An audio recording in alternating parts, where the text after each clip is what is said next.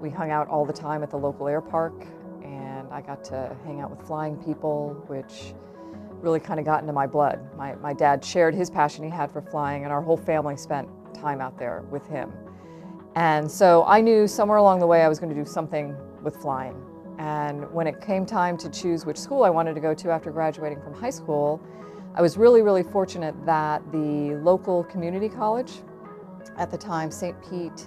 Petersburg Junior College, which was in my neighborhood, had this really neat program called Aviation Administration. And as part of that, you could earn your private pilot's license. And that really set me up nicely to go on to university, where I decided to study aeronautical engineering because I thought, wow, you know, I want to fly, and ended up at Embry-Riddle Aeronautical University. And it ended up being the best choice I think I could have ever made. It really, I think, was one of the things that set me up best for what I ended up doing later. I have a master's degree as well from the University of Central Florida, and that is really an industrial engineering-based degree. When I started working at Kennedy Space Center after graduating from school, I was with a group of young folks, young engineers who were brought into the shuttle program. And what our management at the time discovered was that a lot of us didn't have any real project management background that went, you know, a lot of engineering schools at the time didn't incorporate that into the curriculum.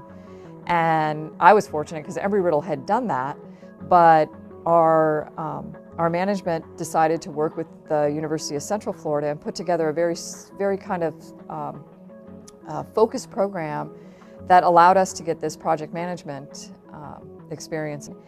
And they offered me a job here at Johnson Space Center in aircraft ops, flying on this really cool airplane called the Shuttle Training Aircraft that basically simulated what the landing profile of the shuttle would be. And after 2 years of doing that job, they had another astronaut selection. Was very fortunate. Actually feel blessed, again, pinch myself kind of stuff, to have been selected in 2000. My first flight assignment was to a long duration space flight, and that was for Expeditions 2021. They kind of overlapped in the time frame I was going to be there.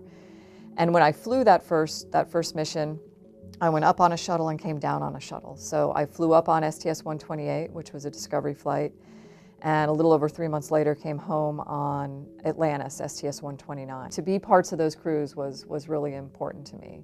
I think I did a good job while I was up there, so I'm thankful for that, to have actually maybe added some value while I was there.